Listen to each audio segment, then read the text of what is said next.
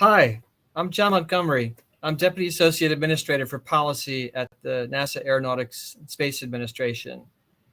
I'm privileged to have a great panel of leaders across industry and government who are as passionate about aviation and sustainability as I am. As climate change becomes more pronounced, nations around the world are more focused than ever on sustainability and limiting our collective carbon footprint. The global aviation community has embraced the goal of net zero carbon emissions by 2050, but the path to get there is complicated. We face unique challenges addressing sustainability in aviation in particular. Luckily, at NASA, we see challenges as opportunities, and we meet those challenges through innovation. This issue of sustainability has really captured our attention and focus at NASA. The opening session of this conference started up with a conversation about NASA's aeronautics research priorities, including our Sustainable Flight National Partnership. Today's first panels gave us insight to the innovation required to revolutionize supersonic aviation. Our Quest mission is focused on eliminating the sonic boom of supersonic aircraft, which is just one of the critical sustainability challenges to widespread commercial supersonic flight. Today, we've invited industry and government leaders to talk a little bit about what we're doing about sustainability today. Even more importantly, we'll get their insights on where we need to go and how we'll get there. Now I'd like to introduce my panel members. They can come on screen here. Wonderful. So I've got some amazing folks that have a lot of great insights to share. And so as you see on their name tags up here, we have Amanda Copperthite from Honeywell. We have Alejandro Block from IATA, Rich Walls from NASA Aeronautics, Jim Heilman from the Federal Aviation Administration, and Ben Murphy from Boom Supersonics. So I'd like to give a warm welcome to all of our experts here today. And I've come up with a few questions that I'm going to be asking them to both share their thoughts and introduce themselves and their angle a little bit. I would encourage everybody to please go ahead and use that conferences IO and drop in there your questions that you'd like the panel to address. And after a few setup questions, we'll get a chance to answer some queries from the audience. So to get us started, I'd like to first talk about this general question. What does the sustainable future for aviation look like? What do we have to worry about?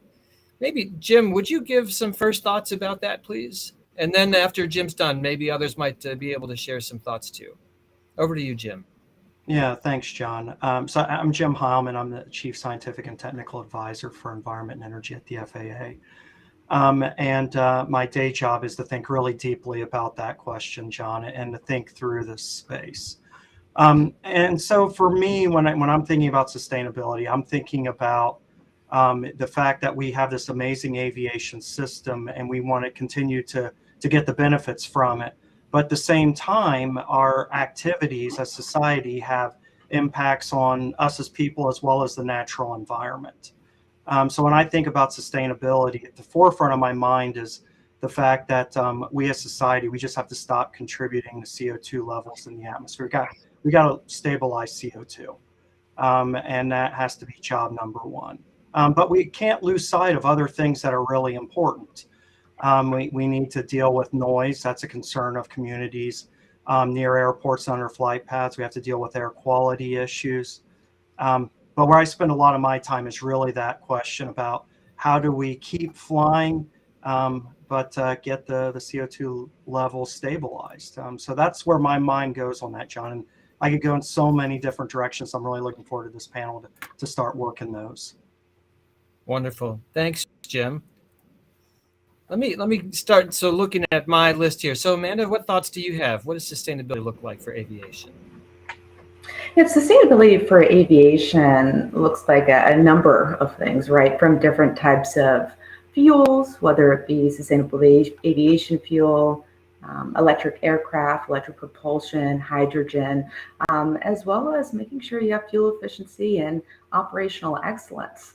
So different parts of the value chain can contribute to sustainability. They're going to evolve in different ways in different countries with different customers, et cetera. But all of these technologies are going to play a critical part, and we all work together towards that one goal of decarbonizing. That's right. Alejandro, what thoughts do you have? What does sustainability mean to you? Well, it's difficult to add more on top of what my colleagues here have said, but I guess it's also thinking about expanding the boundary a little bit, right? So it is about the operating emissions of the aircraft and stop adding more to the mix, and as Jim said, neutralizing those emissions. But it's also about building aircraft in a more sustainable way. It's also about operating the airport in a more sustainable way. So there is a pledge by Airport Council International, for example, for their airports to reach net zero emissions by 2050, as well as from airlines. So it's about the life cycle emissions of the fuels, whether these fuels are sustainable based or not. So the boundary really just grows and becomes bigger and bigger, and we're talking about the whole aviation ecosystem. So as we progress towards these more sustainable solutions, we need to make sure that all of these different parts come along with us to be able to reach that goal. So yeah. So really that focus on the ecosystem, I think, is really important, looking at all those different aspects. Any additional thoughts, Rich, from your vantage point? Yeah. When I think about it, I try to back up to the big picture and put it in context and think about aviation in context. And so it's, to me, sustainability means, well, I've got to meet the needs of society and of businesses while I'm protecting the natural world, the environment. And something just popped up on my screen. And you got to find that sweet spot between all those things. And when I think about meeting the needs of people, I think, so what does aviation do for us? Well, there's a certain value that air platforms bring, and it's very highly tied to payload range and speed compared to other forms of transportation. And so I worry about, some of the solutions that could be out there that might be, they potentially better for the environment, but they cut the range, they cut the ability of the vehicle to provide the missions that have brought the quality of life that we have to us. And if things are too expensive, then they're not going to work. But I need to protect the climate, the carbon, the non-carbon effects, and as Jim mentioned, noise and local air quality. So you really have to have all that, but not forget that there's a certain value that aviation provides, and we can't compromise that either. That's a really tough problem to optimize across all those constraints, but really enabling us to get the benefits of aviation. I think that's a really big challenge for us. Let me go last but not least to Ben. Any thoughts on this opening question for you? What does sustainability look like for aviation from your vantage? Yeah, I think it's been teed up really well already. I think about it in terms of the triple bottom line, which is planet, people, and prosperity. And kind of building on what Rich talked about and what Lori and Mooney mentioned in the last panel, there's a lot of benefits that aviation provides to the world. And so we need to find a way to make sure that people can continue to travel the world, that we can continue to have socio and economic benefits on a personal level, that I can see friends and family around the world. So we need to make a world that we can still travel and really reap those benefits while also being responsible to the planet. Yeah, I think that that's a responsibility that weighs heavily on all of our shoulders, because we see ourselves as part of the solution, and that's why we're here. So let me kind of touch on that point. So 2050, that's a long way away, but we have to start now. So maybe Amanda, could you share some thoughts? What do we need to start doing today or keep doing today to meet this goal of net zero by 2050? Absolutely. Let me take a quick moment to introduce myself. Again, Amanda Copperth. I work for Honeywell, Sustainable Technology Solutions Division, developing new fuel, sustainable aviation fuel, energy storage, et cetera, to help enable that decarbonization or sustainability of aerospace. So to answer your question, Jim, 2050 is a long ways away, but it's actually not that long ways away. And there's things that we could do today with our existing fleet, and actually things we've been doing with our existing fleet. And there's new technology on the horizon we're already working on today, whether it be the aircraft technology, the certification, et cetera. So let me get into what we can do to improve the existing fleet, right? So the tails that are out there that are flying around. So fuel efficiency, working with the flight management system, getting different data points, whether it be on the ground to improve operational excellence, or dynamic information when you're up in your aircraft to be able to find the best route possible and to minimize or maximize that full value in terms of reducing the amount of fuel that you can consume, right? While minimizing the operational impacts of the airport. The next is sustainable aviation fuel, and I'm sure you all have heard a lot about that recently. We've actually at Honeywell commercialized sustainable aviation fuel about a decade ago. So think about the French fries you buy at McDonald's. You collect that used cooking oil, and then you take the used cooking oil as well as other fats, oils, and greases, and use that as a feedstock to then be able to make Jet A. And that feedstock that then converts to Jet A or jet fuel can use existing infrastructure and fuel the aircrafts that are, again, in operations today. The next is if I think about the future fleet, right, there's opportunities to decarbonize in terms of using hydrogen or hydrogen fuel cells. So, a hydrogen fuel cell is an electrochemical device that uses chemical process to convert hydrogen to electric power, which in turn can drive one or more of the propulsion motors on currently manned or unmanned vehicles. And just think about hydrogen it's just electricity, water, and heat are really the only products you use during the chemical process. And then lastly, for new aircraft would be electric.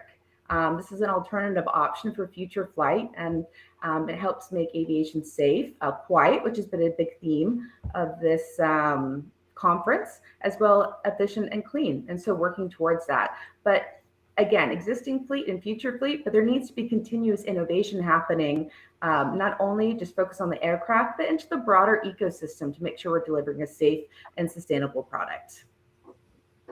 Yeah, I think that's really important to remember what we're doing with today's fleet, but this long-lived fleet needs to have new technology infused in it, and it's not something that happens real quickly. It takes some time to actually get infused into the fleet. Rich, maybe you could share a couple of thoughts about what NASA is doing today to help with that technology development and infusion in the long run. Yeah, so to introduce myself a little bit more too, I'm the Sustainable Flight National Partnership Mission Integration Manager, and what the Sustainable Flight National Partnership has is effectively a portfolio of demonstrations that are at TRL 6 level. That are all done with partners in industry that are looking at engine technology, airframe technology, manufacturing rate. There's operational demos. We have one going on in the North Texas area right now that can affect the current fleet immediately. But it was said earlier, 2050 is, to some it sounds a long way away, but it's in the life of an airplane, it's right around the corner. And so the important thing that we can do now is look at the technologies that have the most promise from a benefit standpoint, from a getting it into service standpoint. And we do that in partnership with industry to kind of find those technologies that are kind of just beyond the horizon and need that extra push to demonstrate. We've recently announced the Sustainable Flight Demonstrator that Boeing is our partner in that, and that'll have a truss-braced wings centric type configuration with some other associated technologies. We have some electrified powertrain demos with General Electric and magniX. We have a consortium of folks working on high rate composites.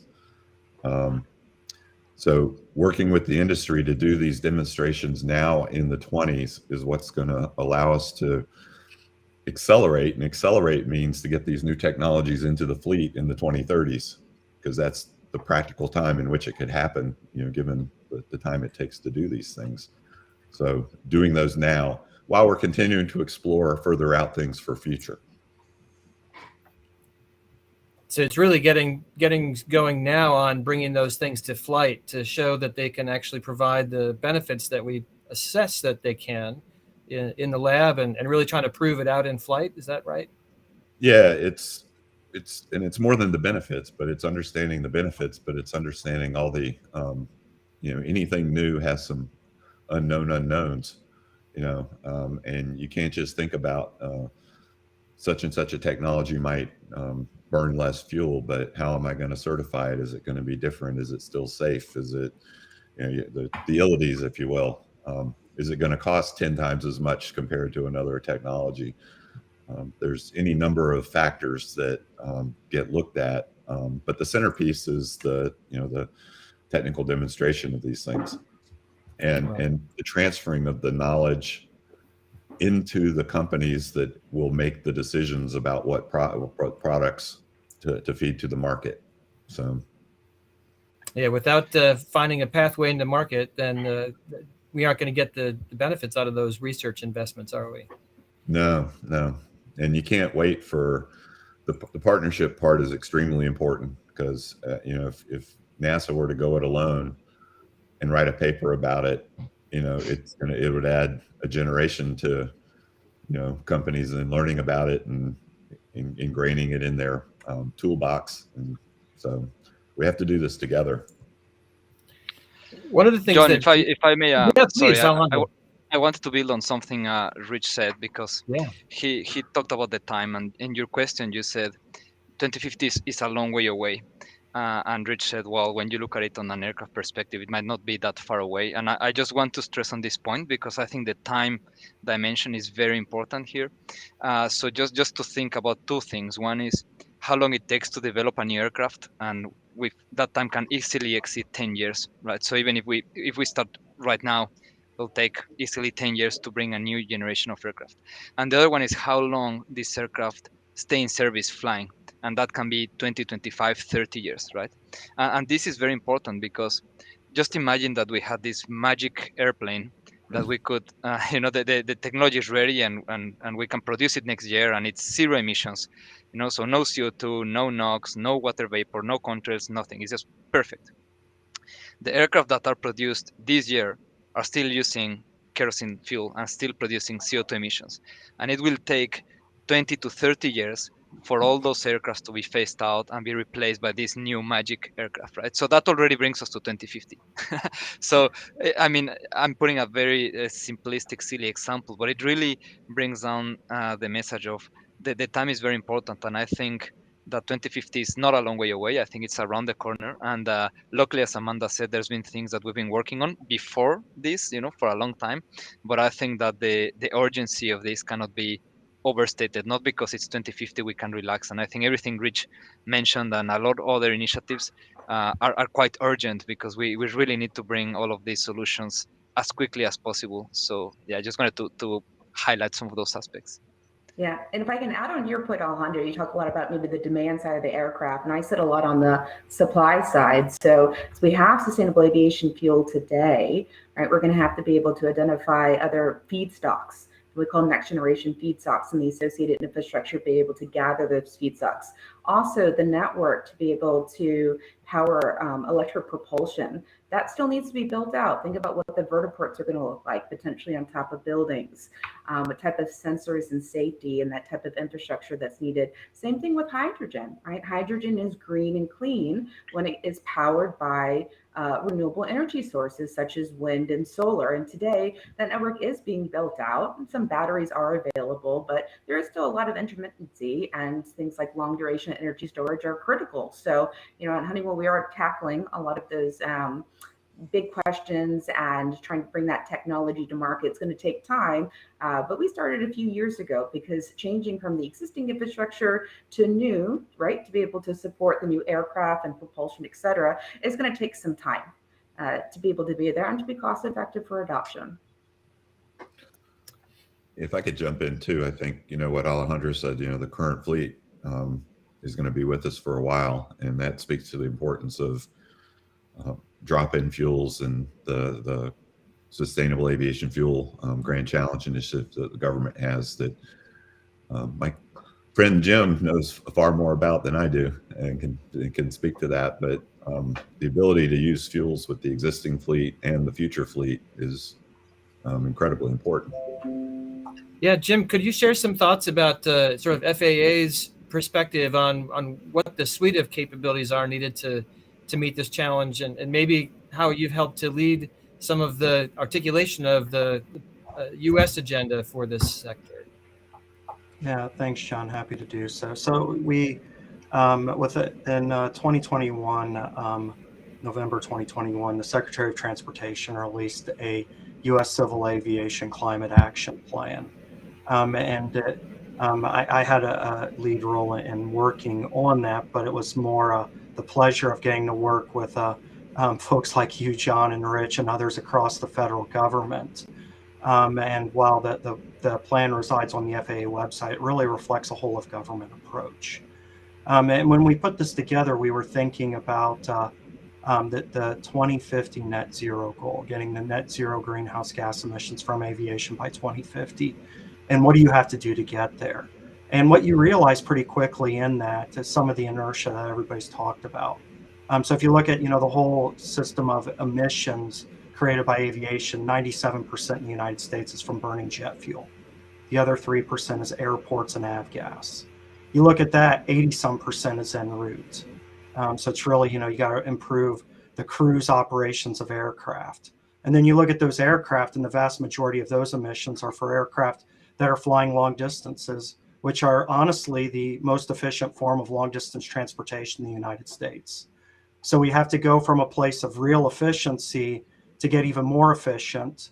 And we have to take one of the key tenets of the safe operation of the airspace, namely jet fuel, and find a way to get the carbon out of it. It's not a challenge for the faint of heart, but aviation has never been one to back down from a good challenge, as you noted at the outset, John. So it really comes down to how do we keep the fuel that we like? Hydrocarbons are not bad. They're actually an incredible set of molecules to use for powering aviation. But how do you use them and not contribute to the CO2 levels in the atmosphere?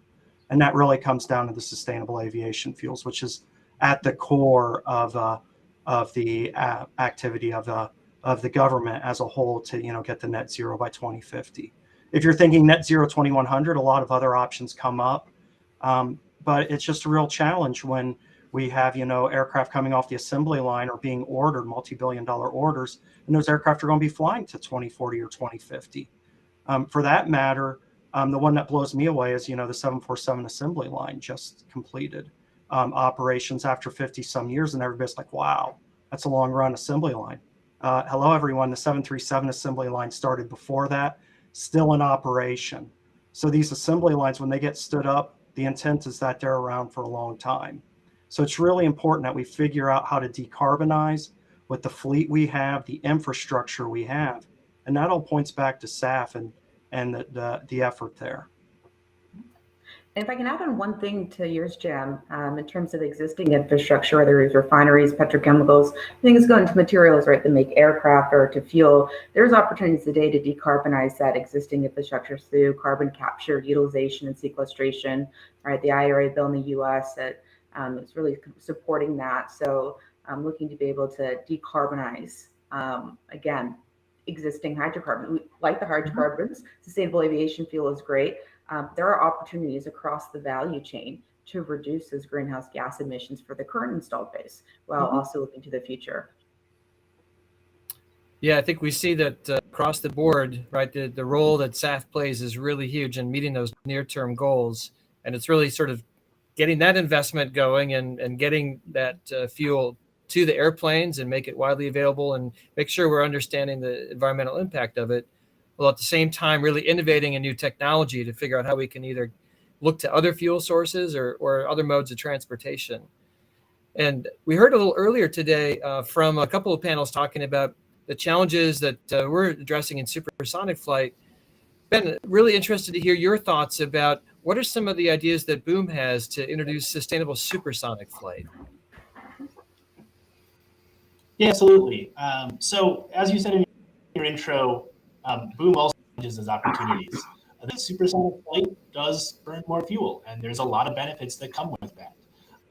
But because of that, supersonics are only successful if they can lead in sustainability. So tying this back to SAF, which is by far the most critical near-term driver, things that I'm most excited about that we can do because we have a uniquely differentiated product that's differentiated by speed, is that we have the ability and responsibility to help subsidize the price of SAF as it scales towards price parity. And we're doing that. You can see our first firm order with United 2 years ago now. That included a net operation guarantee from the airline. So that's one of the ways that our product is able to help push that forward. Beyond that, though, because we have a clean sheet project, we can weave sustainability in everything we do. From LEED certified facilities, use of 100% renewable energy, use of 100% SAF for all of our flight testing, and then considering where we can incorporate recycled materials in the aircraft. Tying back to the earlier session on noise, we have aviation is responsible to communities as well, and so for our product, we are avoiding supersonic over land, so we avoid all sonic boom noise. Really excited for the X-59 to pave the way for future second generation supersonic aircraft. Noise is also a great example of how we're able to innovate in a really novel way. So the Concorde was notorious off in landing. And so we've done a lot of really exciting innovation and development on something called a very reduction system that allows us to meet stage 5 noise levels that are currently applicable to subsonics. We hope that innovation and some of our other innovations that are driven by necessity will ultimately benefit the broader subsonic fleet as well. Yeah, so I think having those spillover effects from other parts of the aviation sector to yours and things that we can learn from supersonic innovations to the rest of the fleet, I think that kind of crossover is going to be really important. Why this community dialogues together really a critical step to our success. Thanks, Ben. So looking at this, aviation is not only a global industry, but it's a global service that's available and really helps to make connections for business and personal needs worldwide. Alejandro, your thoughts on the way that we can, as a global community, address this? How is IATA helping to kind of bring those voices together across the globe to achieve sustainability? Yeah, it's a good question. I think everything we do has to be globally aligned. So first of all, if no airline will buy an aircraft for one country, no manufacturer will build an aircraft for one country. So the solutions have to be global by nature. And I'll just give maybe a few examples. So of course, actually, I have the pleasure of knowing Jim and Rich from an ICAO working group. So ICAO is the International Civil Aviation Organization, which is the United Nations body that deals with things to do with international aviation. So that's a really great forum that brings together experts from all around the world, universities, OEMs, airlines, governments, to work on solutions in a coordinated way. So that's just a sort of an international framework that we work on. But I want to land this into two specific examples. So and have to do with fuels, both of them. We spoke about SAF before and the importance of SAF. Our estimate is that by 2050, we'll need somewhere between 300 and 400 million tons of SAF. So that is a lot of fuel. And this fuel will have to be manufactured in many countries. There's not a single country that will be able to supply all this fuel on its own, right? So just from the outset of setting that goal to net zero and estimating the amount of fuel we need, we will need to work on this in a coordinated way, because we will need to produce this fuel in many different countries using many different feedstocks from many different sources. There's going to be near shipping lines sending this fuel across the world. So all of these will have to be coordinated. We need to make sure that that fuel is safe. It complies with standards which exist today. So as long as that fuel is blended, it can pass with standards, it's okay. But you can see just the huge effort of coordination to make sure that all of this fuel gets produced, transported to the airport, uplifted in existing aircraft, which is the great point of SAF. Now, moving on to a different fuel, hydrogen. Amanda, you mentioned the importance of hydrogen and how this fuel will come later on to power other type of aircraft. again, in here we're talking about building hydrogen infrastructure, which doesn't exist today, from renewables, which we don't have, and then transporting this fuel into airports, refilling an aircraft in a different way. And there are initiatives, and I'll touch on one. It's called an International Industry Working Group, where airlines like ourselves, IATA, airports, and manufacturers are working today together on how to solve these challenges and how to do this in a coordinated way. We have seen these examples of international coordination before. For example, when the 747, which Jim alluded to earlier, entered service, this was a completely new aircraft. It had double decker, higher wingspan, higher weight. It was something like we've never seen before. It took more than 10 years to coordinate the entry into service of this aircraft. We had the same thing with the A380. So these sort of international coordinated efforts between airlines, airports, manufacturers, and governments have happened before. And this is what we're doing right now to be able to deliver on time. And it definitely has to be global, it has to be coordinated, and it has to be aligned. But we've got evidence of this happening in the past, and we're working on that for it to happen again. So collaboration really is a force multiplier in this sector then, isn't it? Nothing of this can happen without collaboration. It's just that simple. if we don't collaborate and we work together, it's just impossible. It's an absolute requirement. Yeah, and John, we're seeing the collaboration too in the commercial sector, right? Extremely important. I mentioned it earlier. Working across the value chains to make sure we're making these fuels safer, more efficient, more reliable, and cost effective. And so that takes value chain partners, both on the bird, right, and the B on the aircraft. For example, in terms of bringing more SAF to the market, United Airlines just announced they're launching about $100 million sustainable fuel investment fund. Honeywell is a key investor in that. We also have partnered with United in the past, as well as World Energy, to bring on a large site to be able to refine and manufacture sustainable aviation fuel. And then United has actually been agreed to be the off-taker and purchase about 1.5 billion gallons of sustainable aviation fuel for the next 20 years. A drop in the bucket or a drop in the barrel or in the aircraft, but still making definitely progress. And those partnerships and collaboration, just like Alejandro mentioned, are just absolutely critical to be able to match the supply and demand and to get this market going even faster. Yeah, really need to have market solutions that are going to scale. That's the big hard part, I think.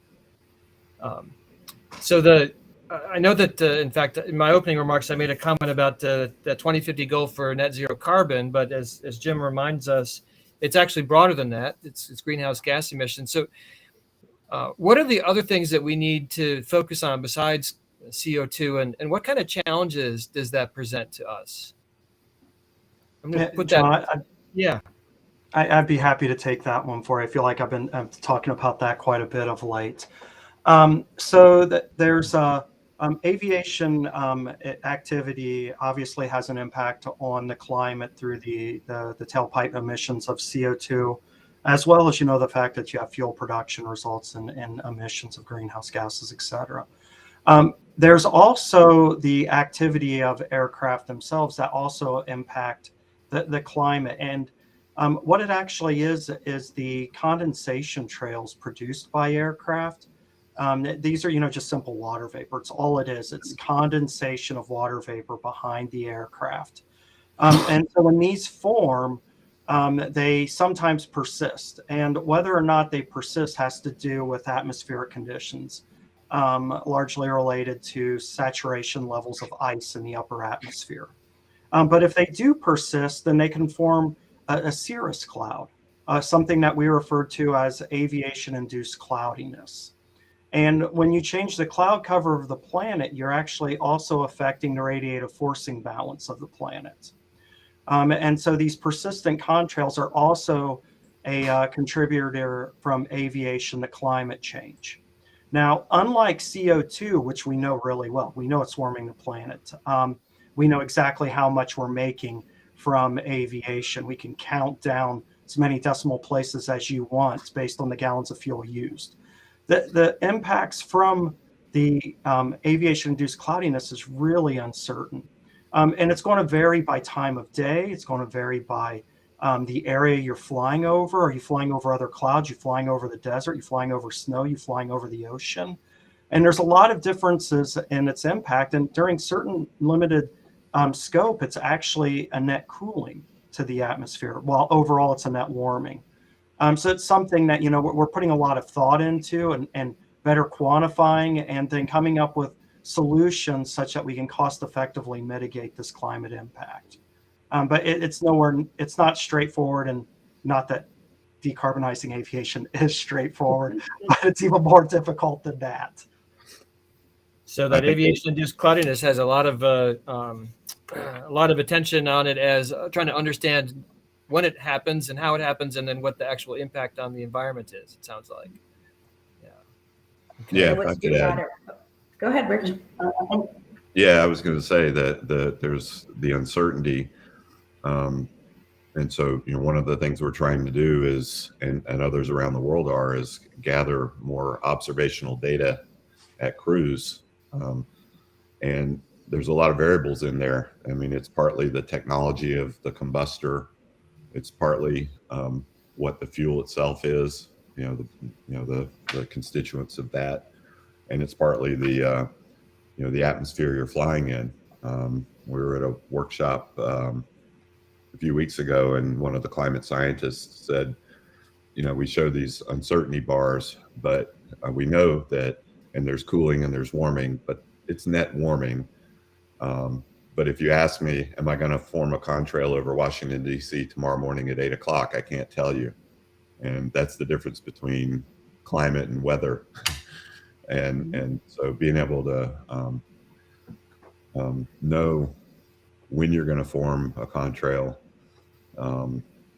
and where, and being able to further understand the trade of its warming potential versus perhaps a little extra CO2 to fly around a supersaturated area. Those trades, there's a lot of uncertainty, and you don't want to do damage. You want to make sure you're doing something that helps, and there's still a good bit to learn. So it sounds like a great place for some innovation. Yeah, right? Go ahead, Amanda.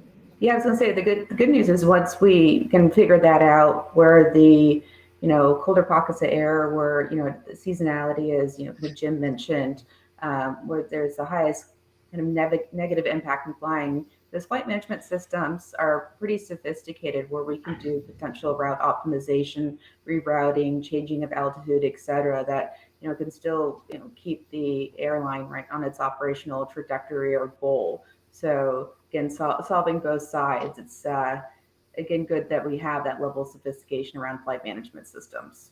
So once we figure out where, we'd have something to do. We have a technology to address it. Yeah, I think just I'd add a few. Yeah, sorry, go ahead. Go okay, okay, thank you. Yeah, I just wanted to build a little bit on what Rich said. So yes, there are technologies today that can help for sure. Amanda, I agree, and I also think it's just something Rich said about this balance between, let's say that we can predict where these regions are, which is very difficult to do, because for that we need to measure the relative humidity of the air, and it's something we are not doing now. So there's no real measurements across all flight routes of what the humidity is, which is a critical parameter to predict this. But let's assume that we could, and then we predict that there's going to be this contrail formed, and then we divert an aircraft. Well, there's a few complications. One is what Rich said about what is the balance between that extra CO2, which, by the way, stays in the atmosphere for hundreds or thousands of years, and that contrail that will form immediately, that caused a warming on that day at that specific time during a few hours. So that balance, it depends also on the metric that you're using to measure that. So whether it's a metric that's you're looking at 10 years time, 20 years time, 100-year time, and what is it that we really care about? Is it the temperature today, or is it the impact on 100 years? So all of these things have to be more carefully defined. And then the second complication is that it has to be, talking about coordination, this has to work in a coordinated way for everyone. Because let's say that one airline says, okay, I will avoid all countries, I have the technology, the measurements, I will do it. But then the other one doesn't. So you have an aircraft and it creates a contrail anyway. So you've done all of this deviation, but then you anyway created a contrail because someone flew through it.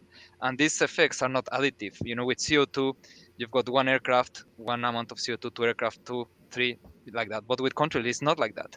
Because if you have just one aircraft that creates the contrail and that contrail persists and creates a cloud, then you have the problem. It doesn't matter. So it is quite complex. But I do agree with Amanda that there is progress in trying to solve this, and we are IATA are involved with some initiatives on trying to understand this further. Great. So Ben, I know you've been thinking I'd quite a add, bit about this too.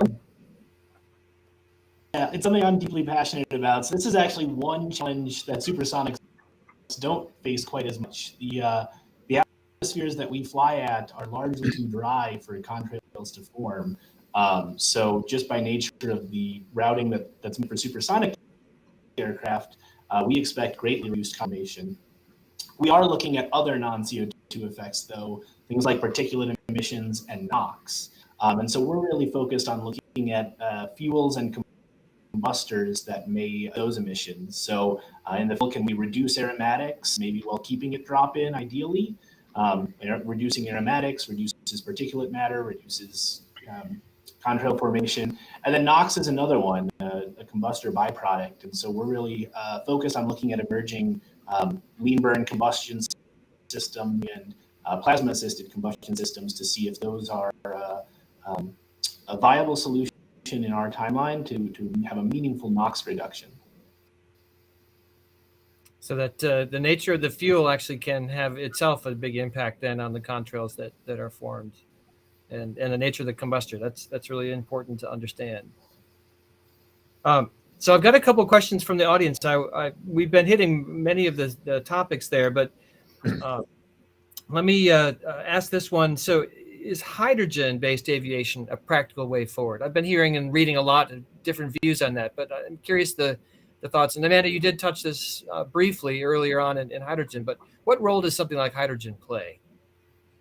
So hydrogen is going to be a part of, like I said at the beginning, one of many solutions, right? From fuel efficiency to the SAF to electrification to hydrogen. And hydrogen does have its place. It will depend on adoption based on routes, right? Length of flight, et cetera, and the development of that infrastructure to support the refueling as well as the local grid that then powers the hydrogen production. Because if you have hydrogen production powered by a data grid, that's not going to be cleaner. So if you have a cleaner grid, cleaner hydrogen production, and routes where that hydrogen is acceptable, at the right mission, the right range, it will have a place. Again, all of these fuels and technologies have a place. Hydrogen will have a very specific one. Yeah. I think I'll add a little bit on top of that. Just a couple of thoughts. One is, I think the right question is how we use that hydrogen, because we will need hydrogen even if hydrogen aircraft never exist, because we will need a lot of hydrogen to make SAF to power that. We need hydrogen today to make kerosene, right? So and it's not a negligible amount. So I think the role of hydrogen is cannot be overstated. And I think on our journeys to net zero, there are a few things that we will need no matter what route we take. We will need a lot of energy, we will need a lot of biomass, we will need a lot of hydrogen. And that's independent of what we do, whether we also have electric aircraft or hydrogen aircraft, it doesn't matter. We will need hydrogen. And then the second thing is, I think that I think that, I mean, hydrogen is a very promising solution because it has no carbon in it, right? So it allows you to fly with absolutely no carbon emissions, but it has challenges with handling. And I think NASA is very well aware of that because they're one of the highest users of liquid hydrogen in the world. But the good news is that a lot of the challenges that we see with hydrogen moving forward, I think, are challenges to do with handling and storing that hydrogen, which are engineering challenges. So luckily we are in a forum that I'm sure has been followed by a lot of engineers. So then that's an interesting challenge to have. But I think it's a solvable one with our engineering techniques. Yeah, John, if I could build on please. that. Thank you. So what quickly happens when you start thinking about the challenge that aviation's facing from a climate perspective is As much as any of us love the individual airplane, and I love airplanes, it really is a system of systems problem. If you look at the solution at this aircraft, you're not going to get the right solution. And hydrogen's a brilliant example of that. So if you look at, a relatively small air vehicle, hydrogen with a fuel cell may be the most efficient way to move a small vehicle. It might be, I don't know. It very well might be. If you look at the large scale air vehicles and you wanted to have, let's say, a hydrogen universal solution, then the challenge, and I'm not saying that designing a cryogenic hydrogen powered large aircraft is not a challenge, it is. But in my humble estimation, the bigger challenge is actually going to a fully cryogenic hydrogen airport like JFK. And you have to start thinking about, how does that work? Where do I liquefy that hydrogen? How do I handle that electricity requirement in the middle of Queens? And you have similar issues in LA and London and Frankfurt and Paris. And it just becomes this really challenging problem to unravel. And you start thinking about nuclear reactors in odd places. So it's not to say it's impossible, but it's really a big challenge. So it's not to say that hydrogen is not a solution. It's just when you start thinking about things like that, you have to take your blinders off from just the airplane to thinking about the system. And the airport is a critical part of that system. And it requires a lot of attention in this scenario. And Alejandro's point about hydrogen's importance to SAF cannot be stated enough. It's critical. We can't get the SAF we need at the life cycle emissions reductions we need without plentiful, renewable, zero carbon hydrogen. Got it. So it's not even just for what you're using on the airplane, but it's how is that actually feeding into the whole system itself? Yeah. You need a whole new network of delivery, essentially, volumetrically, different containers, how you transport it, proximity, et cetera. And even the landmass to be able to store it, you need much more hydrogen. One of the questions does talk about the systems approach, but even beyond that of aviation, but even extending into sort of multimodal transportation and sort of how does aviation fit into that bigger picture?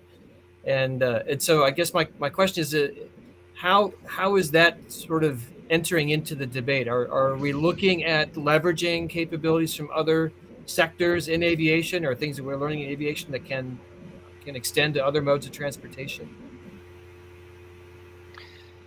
Well, I don't know. I can offer a few thoughts on this. I think everyone has their own opinion, but well, I'm thinking of two different things. One is how can we leverage what happens in other sectors into aviation? And there are many examples of that for biofuels, for example, in the road sector, deployment of that and incorporating into the road sector. What can we learn from that to aviation? And the same for hydrogen. So there are hydrogen cars today. You can drive a hydrogen to a car to a refueling hydrogen station and fill it up yourself. So how did they manage to do this so safe? What can we learn from that? And with regards to the other one on multimodal transportation, I mean, yeah, I think this has a role to play, but unfortunately, when you look at the amount of aircraft you could replace by train and the life cycle emission of that train and the energy that you need to power that train and everything, I mean, the percentages that you gain from that are very small, right? So I'm not saying it's unimportant. I think we need to be pulling every lever that we can, and if you can take a zero emission train and be there and all that, then why not? But it's not something that's going to solve the problem, unfortunately. Yeah. There are other sectors like the maybe class 4-8 trucks, more the heavy duty trucking, right? Adopting hydrogen can help build out the infrastructure and learnings from fast fueling, infrastructure, et cetera, which can be quite similar to delivering that fuel to an airport operations. The fast fueling needed, right, to get the aircraft off stand, to get that truck deployed, to deliver your Amazon package, over the road. So that sector will have an influence on aviation. So really seeing how those innovations in other like vehicle technology, ground transportation vehicle technology, how that can maybe be modified or be brought into aviation somehow. Yeah, we're seeing some of that in NASA. I know, and really exploring, especially for small vehicles, the role that electric or hybrid electric can play, and trying to see what advances in battery, for example, storage technology, what advantages that can have for aviation. John, there's also a non-obvious linkage between aviation, climate, and other modes. And so I spend a lot of my time thinking in the policy space, and being in DOT, I get to think a lot with other modes of transit. And it's surprisingly enough, the future of aviation decarbonization is intrinsically tied to the electrification of the ground fleet of cars. And the reason that is right now we have a lot of biomass that could go to SAF and could be used to make zero carbon SAF, zero life cycle carbon, is being used by cars because they can use ethanol directly. And we would only make ethanol to jet, alcohol to jet, under the circumstance that cars aren't using it. So by the fleet of cars that we drive around in, as those electrify and the demand for gasoline and ethanol goes down, it actually frees up necessary biomass to enable the decarbonization of aviation. So I hope everyone will get an electric car soon so I can get more biomass for our airplanes. So that real systems approach across transportation sectors, it extends really far. Yeah. So one question while I'm on this. Sorry. That, Jim. I wanted to build on what James said about the energy, right? Because I think at the end I mentioned it before, but I want to stress it on again. With the carbonized cars, decarbonized meaning we electrify them rather, and then we charge them. So we need extra energy to charge those cars, which is great. But at some point we'll need that energy as well to be able to make the hydrogen or to make the SAF or to make, right? So I think this broader view is really, really helpful because it's the kind of things that we need to be really advocating for, I think, in aviation. So again, biomass, energy, and hydrogen. So Ben, well, I've got this idea of electric on the brain. Somebody did ask a question: are we ever going to see an electric supersonic aircraft? What kind of role is, if anything, do we see in electricity for your sector? I think that's a long ways off, unfortunately. It takes 25 pounds of batteries to equal 1 pound of hydrocarbons. But just kind of keeping on with this system of approach, I think we need to go all the way back to looking at the renewable energy infrastructure. And, when we look at these other industries, we really need to be focusing on collaboration with these industries. And so instead of competing for what is today a scarce resource, working to get more renewable energy. I will then just quickly throw out my favorite form of SAF called power to liquid. It's where you use energy to pull carbon out of the air and combine that with hydrogen. So that's sometimes called an e-fuel. I think that's probably about as close to what we'll get for electrical powered aircraft. And in reality, it is, because electricity is the feedstock. Yeah, it's really kind of amazing when you think about that as a possibility. And if folks are actually working on that today and demonstrating this as a possible technology, then from there, it's not too hard to draw a line to where that could actually come into production and be used. Some challenges to innovate through, but important. So we're nearing the end here, and I'd like to get to the sort of last question about, if we don't do anything different tomorrow, if we don't innovate, we're not going to get there. So what can we do, either collectively or individually, to help us on this path to sustainable aviation? And so I'd like to have each person just offer a thought about, what is it that we can do as individuals or as a community to, as a last word, to reach the sustainable future we're looking for? Let me start with Amanda, since you're upper left in my screen. Easy to track there. Yeah, it's continued ideation and innovation, and not waiting for tomorrow and doing it today. Right, getting ties in with universities, Honeywell and NASA, even with Boom, United, etc. It's those partnerships we had talked about, and it's continuing to develop to get to that next best generation of ideas.